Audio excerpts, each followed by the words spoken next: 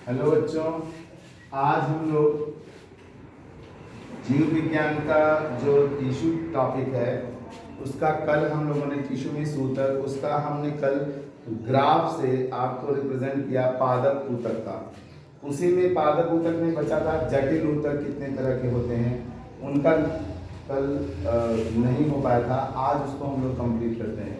तो जटिल ऊतक को हम लोग कॉम्प्लेक्स टिश्यू कहते हैं। कॉम्प्लेक्स टिश्यू में ध्यान देना है, दो तरह के होते हैं, एक डार्क होता है, एक कोशवाहक होता है। डार्क को हम लोग जाइलम भी कहते हैं और कोशवाहक को फ्लोएम भी कहते हैं। कोशवाहक को हम लोग क्या कहते हैं, फ्लोएम भी कहते हैं।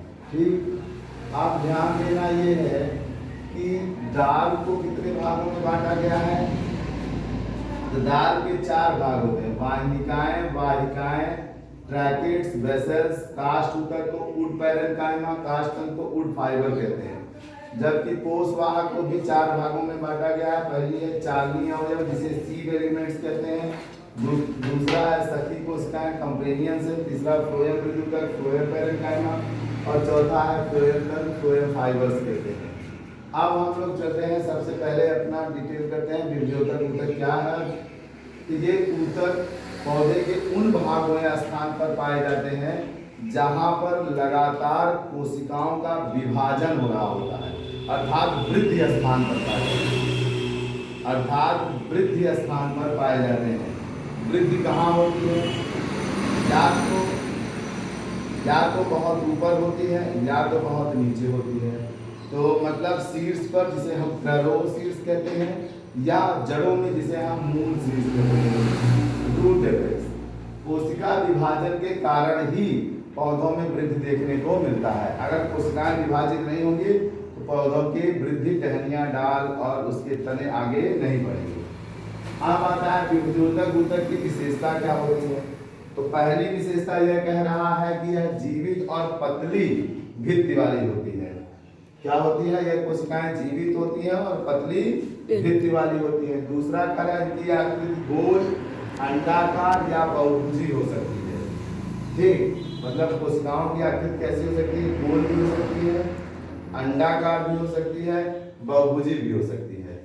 तीसरा पॉइंट रहा, कोशिका में एक बड़ा केंद्रक पाया जाता है, साथ में एक घना जीवद्रव्य भी होता है। इसके अतिरिक्त इसमें कोशिकाएं छोटी उपस्थित हो सकती हैं अथवा अनुपस्थित भी रह सकती हैं, कोई जरूरी नहीं है कि रहें। और कोशिकाओं के बीच में जो अंतराकोशिकीय स्थान होता है, कोशिकाओं के बीच में जो अंतराकोशिकीय स्थान होता है, इनमें नहीं पाया जाता है। साथ ही में इनकी कोशिकाएं उपापचयी रूप से बहुत ही सक्रिय होती हैं, उपापचयी रूप से बहुत ही सक्रिय होती हैं। अब आता है कि बीजोतक ऊतक का वर्गीकरण हम कैसे करते हैं। तो बीजोतक ऊतकों का वर्गीकरण हम दो तरह से करते हैं। पहला है उत्पत्ति एवं विकास के आधार पर। उत्पत्ति एवं विकास, कहाँ से वो जन्म ले रहे हैं और कैसे उनका विकास हो रहा, उसके आधार पर। तो उत्पत्ति के आधार पर हम इसे तीन भागों में बांटते हैं। पहला है प्राग बीजोतक, जिसको हम लोग प्रोमेरिस्टेम कहते हैं।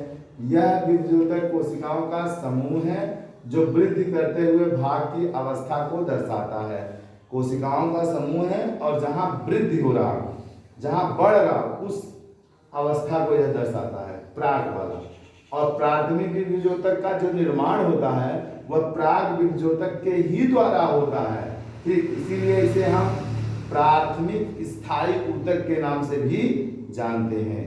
अब इसके आगे हम लोग नेक्स्ट टाइम नेक्स्ट वीडियो में देंगे, कंटिन्यू करेंगे। तब तक भी धन्यवाद बच्चों। ठीक, ऐसे पढ़ें।